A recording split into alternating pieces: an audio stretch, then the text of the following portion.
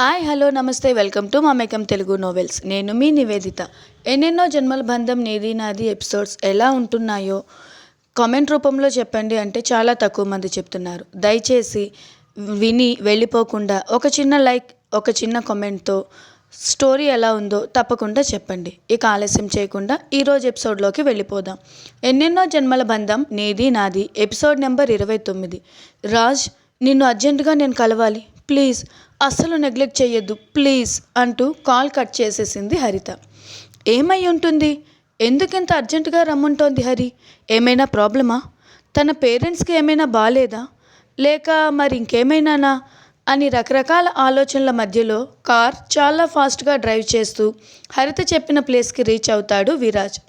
Viraj reach అవ్వటమే ఆలస్యం. పరిగెత్తుకుంటూ వెళ్ళి విరాజ్ని గట్టిగా పట్టుకుని వెక్కి వెక్కి ఏడుస్తుంది హరిత. కాసేపు హరితని కంట్రోల్ చేసి, హరి, అసలు ఏం జరిగిందో ముందు విషయం చెప్పు, ఇలా ఏడిస్తే నాకేం అర్థమవుతుంది అని మెల్లిగా హరిత గడ్డం పట్టుకుని లాలనగా అడిగాడు విరాజ్.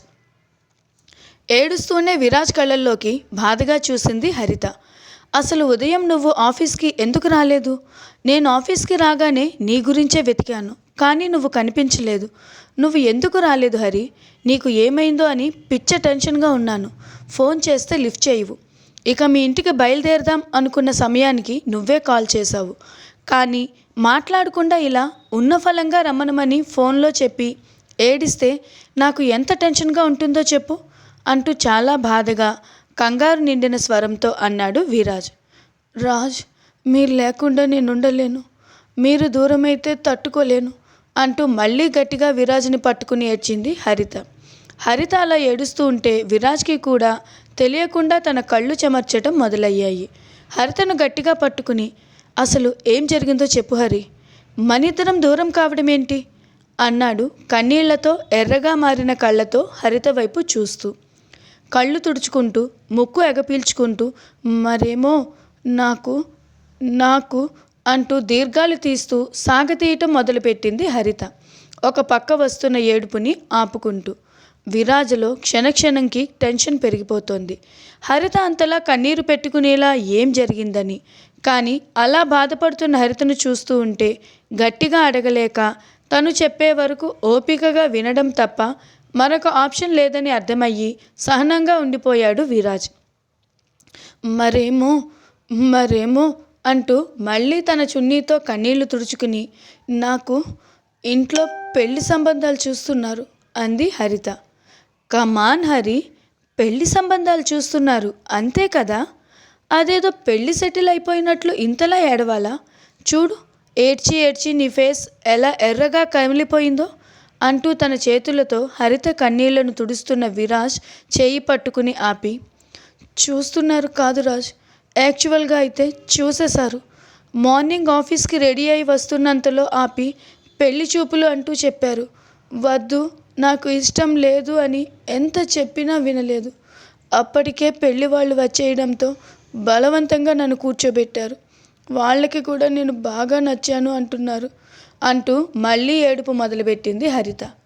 ఏంటిది హరి, నచ్చారు అంటేనే ఏడ్చేస్తారా?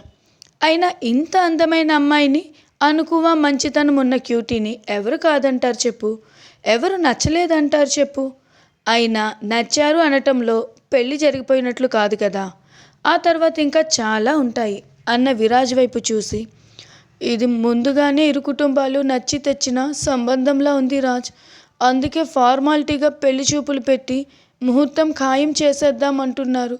పంతులు గారితో కూడా మాట్లాడేశారు అంటూ ఇంకా రాగం అందుకుంది మన హరిత బేబీ. హరిత తల నిమురుతూ, ముందు కూల్ అవ్వు హరి, సంబంధమే కదా చూశారు, పెళ్ళికి డేట్ పెట్టుకుందాం అనుకుంటున్నారు అంతే కదా, ఇంకేం కాలేదు కదా, ఎందుకు ఇంత టెన్షన్ అవుతున్నావు అంటూ చాలా కూల్గా అన్నాడు విరాజ్. ప్లీజ్ రాజ్, అంత కూల్గా మాట్లాడొద్దు, నాకైతే టెన్షన్తో పిచ్చి పట్టేలా ఉంది. పెళ్లి చూపులు జరగటం, అబ్బాయికి నేను నచ్చటం, సంబంధం ఖాయం అవ్వటం అన్నీ కలలా జరిగిపోయాయి అంటూ ఆందోళనగా చెప్పింది హరిత. చెప్పాను కదా హరి, ఇంత అందాల రాశిని, స్వచ్ఛమైన మనసున్న తింగరి పిల్లని ఎవరు కాదంటారు చెప్పు.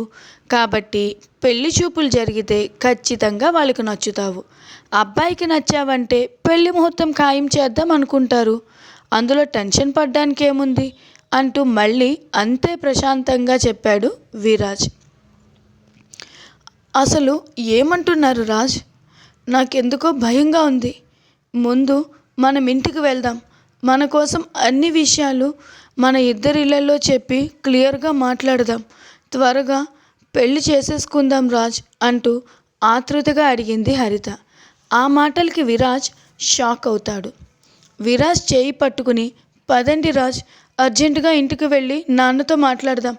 ఇప్పటికే ఆలస్యం చేశాం.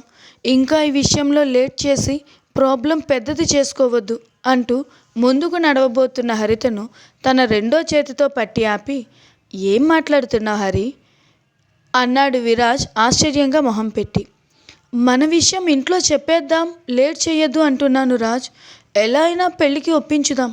ఆ తర్వాత మీ ఇంట్లో కూడా మాట్లాడి వీలైనంత తొందరగా పెళ్లి చేసేసుకుందాం అంటూ అమాయకంగా మొహం పెట్టింది హరిత. పెళ్ళి ఏంటి హరి? అసలు ఏం మాట్లాడుతున్నావో నీకు అర్థమవుతోందా అన్న విరాజ్ మాటలకి ఒక్కసారిగా షాక్ అయింది హరిత. ఏంటి రాజ్, ఏం మాట్లాడుతున్నారు? అసలు మీరు మాట్లాడేది మీకైనా అర్థమవుతోందా? జోక్స్ వేయటానికి, ఆట పట్టించడానికి ఇది టైం కాదు రాజ్ అంది హరిత కాస్త అసహనంగా విరాజ్ వైపు చూస్తూ. ఇందులో జోక్ ఏముంది హరి? నేను మాట్లాడేది నాకు బాగా అర్థమవుతోంది, నీకే అర్థం కావటం లేదు అన్నాడు విరాజ్. అంటే ఇన్ని రోజులు నన్ను మీరు ప్రేమించలేదా? నేనంటే మీకు ఇష్టం లేదా? అంటే ఇప్పటి వరకు ప్రేమ అని మనం కలిసి తిరిగింది, గంటల తరబడి మాట్లాడుకున్నది, సర్ప్రైజులు అన్నీ అబద్ధమా? ప్రేమ పేరుతో నన్ను ఆట పట్టిస్తున్నారా అన్న హరిత ముఖంలో ఆందోళన, ఆశ్చర్యం, బాధ కలగలిపి కనిపిస్తున్నాయి. నీకేమైనా పిచ్చి పట్టిందా హరి? అలా మాట్లాడుతున్నావు? అసలు ఏం మాట్లాడుతున్నావు? నువ్వంటే నాకెంత ప్రాణమో, నువ్వు లేకుండా ఒక్క క్షణం కూడా గడపటం నాకు ఎంత నరకమో నీకు తెలియదా అంటూ హరిత వైపు చూసి కోపంగా అడిగాడు విరాజ్. మరి అలా మాట్లాడతారేంటి రాజ్? నన్ను ఆట పట్టించడానికి సమయం కాదు, ముందు నాతో ఇంటికి పదండి అని విరాజ్ చేయి పట్టుకుంది హరిత. కమాన్ హరి, మనిద్దరం ప్రేమించుకుంటున్నాం నిజమే, కానీ మనిద్దరం పెళ్లి చేసుకుంటామని ఎలా ఇంట్లో చెప్తా అన్నాడు విరాజ్. నేను మిమ్మల్ని ప్రేమిస్తున్నాను, మీరు నన్ను ప్రేమిస్తున్నారు. పెళ్లి చేసుకుని మీతో జీవితం పంచుకోవాలి అనుకుంటున్నాను. మరి అది ఇంట్లో చెప్పడంలో తప్పేముంది రాజ్ అంది హరిత అయోమయంగా. నేను ప్రేమిస్తున్నాను హరి, అలాగే నువ్వు లేకుండా నేను ఒక్కరోజు కూడా ఉండలేను. అందుకే ఇద్దరం కలిసి ఉందామంటున్నాను. నీ ప్రేమ నాకు లైఫ్ టైం కావాలి, కానీ నాకు పెళ్లి మీద మంచి ఉద్దేశం లేదు అంటూ తన మనసులో మాట బయట పెట్టాడు విరాజ్. ఒక్కసారిగా షాక్ అయింది హరిత. నాకంతా అయోమయంగా అనిపిస్తోంది రాజ్. మీరు చెప్పేది నాకు అర్థం కావటం లేదు.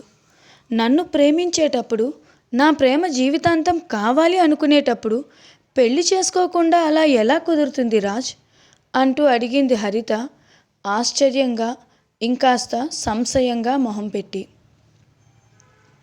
ఎందుకు కుదరదు హరి?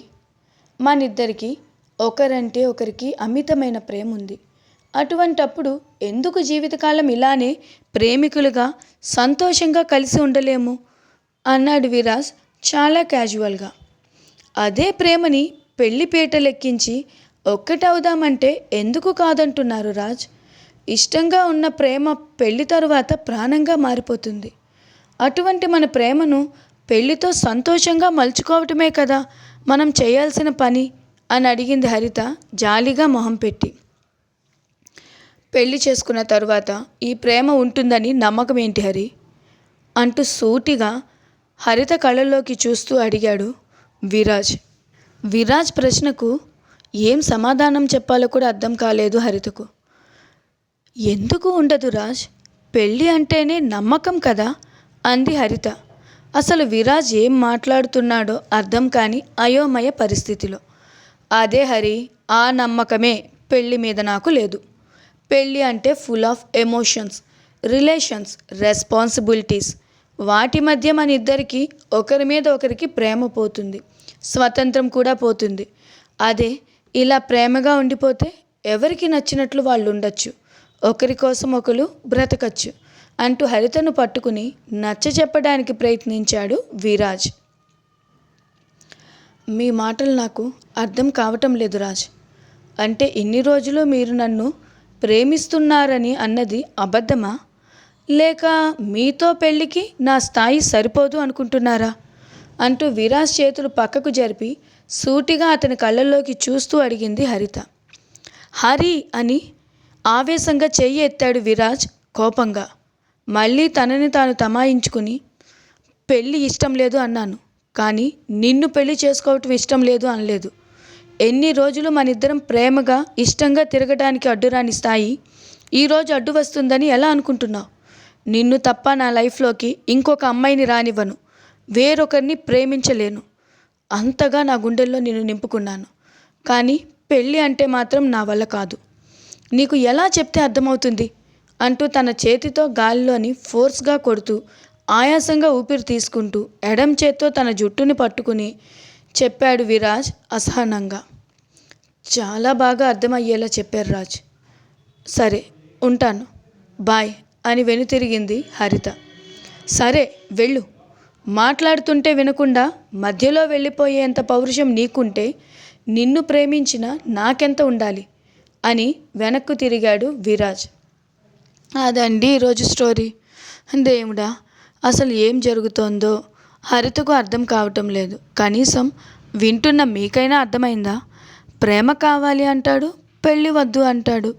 ఈ విరాజ్ పరిస్థితి, ఆలోచన అంత అయోమయంగా ఉంది కదా. చిన్న కమ్యూనికేషన్ గ్యాప్తో ఇద్దరు ఎడమొహం పెడమొహంగా మారిపోయారు.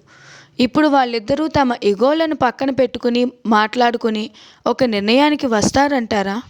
అసలు విరాజ్ ఎందుకు ఇలా ప్రవర్తిస్తున్నాడో మీకేమైనా అర్థమైతే కామెంట్ రూపంలో తెలియచేయండి. మళ్ళీ రేపటి ఇంట్రెస్టింగ్ ఎపిసోడ్తో కలుద్దాం. అంతవరకు బాయ్ బాయ్. ఎన్నోసార్లు అడుగుతున్నా, ప్రతి ఎపిసోడ్కి అడుగుతున్నా, విని వెళ్ళిపోకుండా ఒక చిన్న లైక్, ఒక పెద్ద కామెంట్ చేస్తే ఇంకా హ్యాపీగా ఫీల్ అవుతాను కదా. ఇంకా ఇంట్రెస్టింగ్గా రేపటి ఎపిసోడ్ని తయారు చేస్తాను కదా. కాస్త అర్థం చేసుకోండి బంగారాలు. మళ్ళీ రేపటి ఎపిసోడ్లో కలుద్దాం. మీ నివేదిత ఆదిత్య.